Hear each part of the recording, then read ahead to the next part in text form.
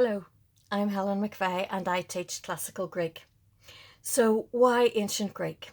Well, I love it, and it's actually very difficult for me to pinpoint the reason why I love it. Firstly, it's a puzzle to be solved, and that's fun in itself. But more than that, there is a great satisfaction to be gained from translating a piece of ancient text.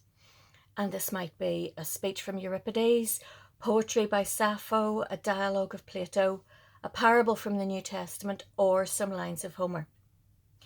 Lastly, and probably more importantly, consider the wealth of literature which originates in ancient Greece. Epics, poetry, history, rhetoric, philosophy, and so much more. Seriously, what's not to like about ancient Greek? So as an undergraduate, I read Homer's Odyssey, Book 9, and this is the book in which Odysseus tells the Phaeacians about his visit to the island of the Cyclopes.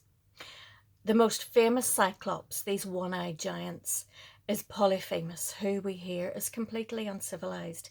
He drinks undiluted wine, he doesn't honour the gods, and worst of all, he eats Odysseus's men.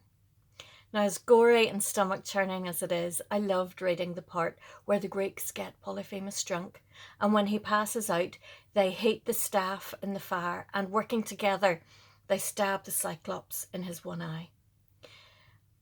And the sound of the Cyclops' eye burning as Odysseus and his men drive the staff into it, and the picture of the scene in my mind becomes so vivid when reading the Greek and pausing on each word to make sure you have the correct definition and looking carefully at noun and verb endings. Now, maybe it's the child in me that loves this episode so much. I paraphrased this story to my daughter when she was younger and she loved hearing it. But then children do love the most grisly stories. Now, not all of the stories that you might choose to read in ancient Greek or in translation are grisly. But if you decide to read Greek tragedy, and why wouldn't you? They're wonderful works of art. By their very nature, they're going to be sad stories, and it's unlikely the characters will live happily ever after. While there are many plays, many plays which have not survived to the present day, we are lucky to have a number of plays by the three great tragedians, Aeschylus, Sophocles, and Euripides. And the mythological material the playwrights used overlaps. One of the most well-known tragedies is Sophocles' Oedipus the King, Oedipus Rex, Oedipus Tyrannus.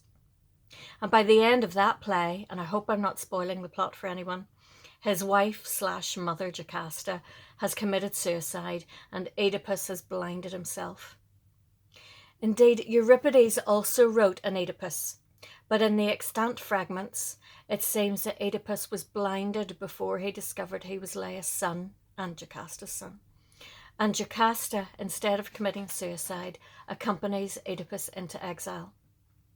So what's interesting about ancient Greek tragedies is that the audience was familiar with the story they were about to see, but what they didn't know was how the tragedian would use the myth to create the drama.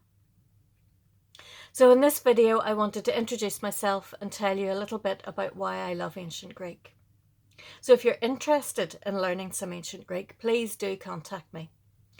Even if you're a complete beginner, please don't be put off by the alphabet because, believe it or not, you already know half of the letters. And it doesn't matter where you are in the world. By the wonder of technology, we can do this together online. I'd love to hear from you.